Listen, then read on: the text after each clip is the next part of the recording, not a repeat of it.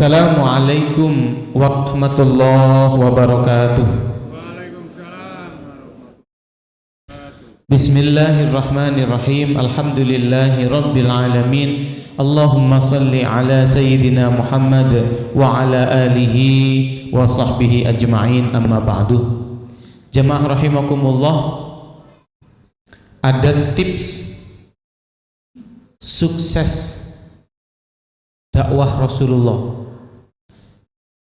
Tips ini bisa dipakai untuk orang yang sama-sama berdakwah. Berdakwah itu contohnya apa?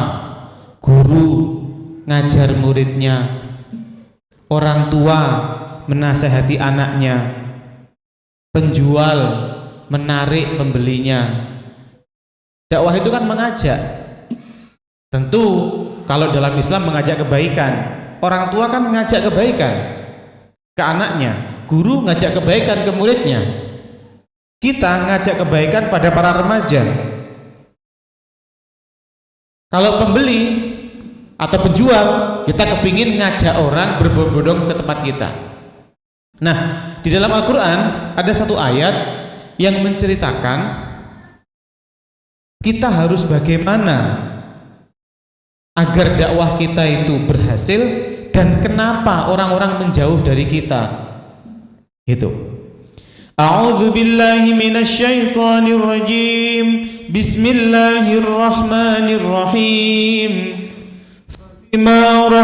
Fabima rahmatin minallahi linta lahum walau kunta faddan ghalidhal qalbi lanfaddu min hawlik fa'fu anhum wastaghfir lahum washawirhum fil amr fa idza azamta fatawakkal 'ala Allah innallaha yuhibbul mutawakkilin.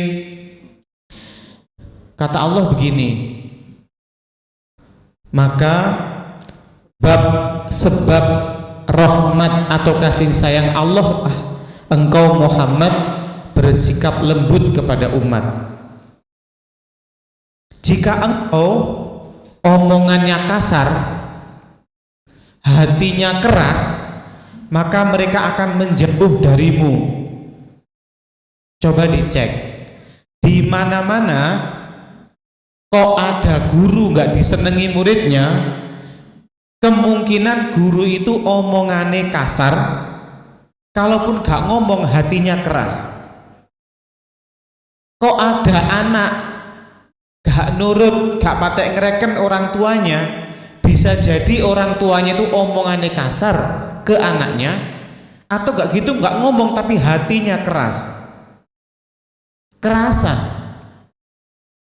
Atau penjual kok kasar omongannya atau hatinya keras, ya orang menjauh. Contoh omongan kasar itu adalah selalu nyelatu, ngomongin jeleknya. Contoh orang tua ke anak, kamu itu lihatan, keliru ya anak itu di hadapan mulut orang tuanya. Itu termasuk omongan yang kasar. Hati-hati, kalau kita selalu yang diomongkan kelirunya anak terucap, maka kalimat itu kan menyakiti anak. Maka kemudian jika katanya anakku ini angel dikandani, sebentar, jangan bilang anaknya yang angel dikandani. Jangan-jangan ucapan-ucapan kita setiap hari yang itu termasuk kasar. Jangan anaknya yang disalahkan. Warung itu yang agak sepi biasanya ya senengannya nyeneni sing tuku mek didik sing akeh ngono lho. Sing tuku yang males gak balik. Lah kan duwike kurang, amen iku utang wae.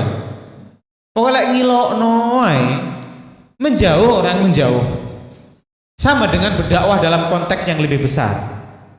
Gitu.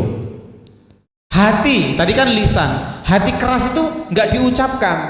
Contoh hati keras itu adalah hati yang nggak menerima pendapat orang lain. Lihat orang keliru saja, harusnya kan begini, harusnya kan begini. Akhirnya bukan orang yang menjauh, kita pun menjauh biasanya. Kalau dalam konteks masjid ini ya, lek arek-arek cilik digetai misalnya, mohon maaf, sering dimarahin gitu, itu yo kesininya yo karena bareng bapak ya terpaksa, ya kan? Kalau nggak sini kan dimarahin bapaknya, tapi tetap kesini, tapi bukan karena nyaman. Jadi tidak karena bertaut atau terkait dengan masjidnya, tapi wedi bapake. Sampai kapan bapake ono? Nanti kalau bapaknya sudah nggak ada, mending gak yang masjid. Kenapa warung kopi itu kok enak, kok rame? Soalnya sing dodol gak pernah komen biasanya. Juarang warung kopi itu ya mengkritik pembeli. Makanya warung kopi itu juarno sama sing dodol. Sama hatinya orangnya, semoga balik lagi, kan begitu. Nah, lanjutannya adalah fa'fu anhum. Kalau orang-orang nanti agar nggak menjauh sama kita, maafkan mereka. Sekarang latihanlah maafkan orang. Saya kadang itu kepikiran begini, kenapa ya artis-artis tertentu follower Instagramnya banyak sekali, artis-artis tertentu nggak terlalu banyak followernya. Itu kalau saya pakai ayat ini, memang artis-artis yang banyak followernya itu jarang sekali menyakiti orang, ucapannya lembut. Jadi karena rahmat Allah engkau bersikap lembut kepada mereka, lembut ucapan, lembut sikap, cinta kepada sesama, sayang banget sama mereka. Lihat aja lah, kalau kita buat akun medsos gitu ya, isinya kadang bagus-bagus, ayat ya kan, menerangkan tentang kebaikan-kebaikan, tapi kalau hati kita rasanya kepingin nyindir, hati kita kepingin agak nyalahin orang yang baca, biar tahu ini kita posting di status WA, itu kan semua nomor yang tersimpan di kita bisa baca, ya kan? Kita menfoto orang ngaji, kalimatnya adalah Ramadan isilah dengan ngaji. Yang paling tahu hati kita, hati kita tuh rodok mengkritik yang gak ngaji, iku males sing delok. Nyampe itu yang namanya rasa, itu nyampe. Maka Rasulullah SAW itu disuruh oleh Allah, ojo sampai ucapannya menyakiti atau kasar, jangan sampai hatinya keras. Maka lanjutannya, seringlah memaafkan mereka. Jika pasangan kita atau anak kita kok dari mulut kita itu nggak nyampe apa yang kita sampaikan, karena mungkin terlanjur kemarin-kemarinnya menyakiti, sekarang latihanlah jadi pribadi yang memaafkan. Orang memaafkan itu nggak nyari-nyari kesalahan. Seringlah memergoi kebaikan anak atau pasangan, jangan sering memergoi keburukan. Orang yang sering memergoi keburukan begini, loh kok ngene, itu berarti sering ngecek keburukan. Kalau bisa anak kita tuh sebenarnya salah, sebenarnya keliru, tapi buat di tahap awal dia nggak terasa bahwa kita tahu kelirunya. Karena hati kita pertama kali kita memaafkan. Baru selanjutnya wastaghfir lahum, mintakan maaf. Seringkali kita itu enggak memintakan maaf, kita istighfarkan sama Allah. Ya Allah, ampunilah anakku, ya Allah, ampunilah istriku, ya Allah, maafkanlah muridku. Kita mintakan maaf. Selain memaafkan, mintakan maaf ke Allah juga. Dan berikutnya wasyawirhum fil amri, ajak ngobrol. Kata kuncinya kalau kepingin sukses mengubah seseorang dalam dakwah atau pembelian ajak mereka ngobrol, jangan satu arah. Orang kalau satu arah berarti dia merasa paling benar apa yang dia sampaikan, maka yang kamu lakukan pasti salah. Makanya abot orang disalahin, nggak diajak ngomong itu susah untuk diajak berubah.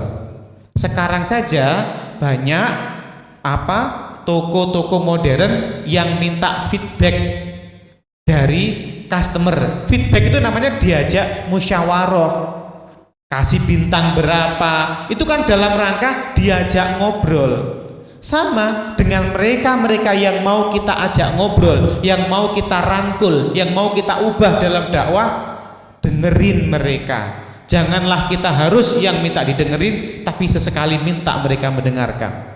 Maka jamaah rahimakumullah, dunia lebih baik, dunia lebih damai, dunia berubah karena ucapan yang lembut, bukan karena hati yang kasar. Bahkan kepada orang yang benar-benar salah saja Allah nyuruh lembut. Nabi Musa itu musuhnya Fir'aun. Nabi Musa dengan Nabi Harun saudaraan, itu kalau mau mendakwahkan kebaikan ke Fir'aun disuruh yang lembut oleh Allah. Di dalam surat Thaha Allah berfirman, a'udzubillahi minasyaitonirrajim, faqula lahu qawlan layyinan la'allahu yatadzakkaru aw yakhsha.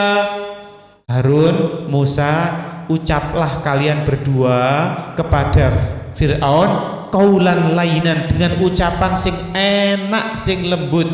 La'allahu yatadzakkaru aw yakhsha, siapa tahu dia bisa sadar, dia bisa takut ke Allah. Jadi kalau ikut ayat ini, kalau mau menyadarkan orang, membuat orang berubah menuju lebih baik, entah itu anak, murid, anak-anak remaja yang lain, maka ucapannya adalah yang lembut. Lembut itu artinya tidak menyakiti mereka, bukan hanya secara lisan, hati pun gak boleh keras. Keras itu biasanya aku sing paling bener, ndak. Ditambah memaafkan jika mereka salah, memintakan ampun ke Allah, bermusyawarah berarti ngajak mereka ngobrol. Tanyain anak-anak muda itu, kenapa mereka nggak suka ke masjid, kenapa mereka nggak kerasan. Sakunyang masjid sepisan diilokno kok, jangan-jangan begitu. Maka bisa dengan cara apapun lah ngobrol dengan mereka yang kira-kira nggak merasa disalahin. Begitulah Islam mengajarkan. Nah, tapi di awal ayat tadi kata Allah, Rasulullah lembut itu nggak bisa buatannya langsung, tapi berkat rahmat Allah. Makanya kalau kita ketemu orang kan, assalamualaikum warahmatullah. Sapaan kita itu sapaan muga-muga selamat, disayangi Allah, ngoten. Bukan semangat, ngoten. Semoga selalu selamat dan disayang Allah. Ucapan salam kita kan ada rahmatnya. Jadi Allah itu suruh nebarin rahmat, kasih sayang, nanti akibatnya orang-orang yang diomongin itu jadi lembut. Makanya di dunia Islam, di orang-orang yang mengerti tentang itu, gak ngamuan, nyepuroan, jaluk puro malan kepada Allah Subhanahu wa taala. Sehingga para ulama, kenapa sih lisan atau ucapan beliau adem didengar dan mengubah? Karena memang secara hati beliau memaafkan. Secara hati beliau itu enggak mangkel blas kepada perbuatan-perbuatan buruk umat. Bahasanya orang-orang itu, ulama itu alladzina yanzurunal ummah bi'ainir rahmah. Para ulama itu adalah mereka memandang umat dengan pandangan kasih sayang. Ya Allah, mereka durung baik, semoga Engkau ampuni ya Allah, semoga Engkau ampuni. Sehingga ketika kita melihat kemungkaran, tidak langsung marah saja bawaannya. Kalaupun kita mau mengubah kemungkaran, tidak pakai marah, tegas boleh, tapi bukan pakai marah. Maka jamaah rahimakumullah, kita minta rahmat kepada Allah Subhanahu wa taala agar kita bisa bersifat lembut kepada saudara kita, kepada keluarga kita, kepada umat, kepada orang-orang yang lain, dan nanti endingnya adalah mereka bisa berubah ke arah yang lebih baik. Terima kasih, hadanallahu wa iyyakum ajmain. Wassalamualaikum warahmatullahi wabarakatuh.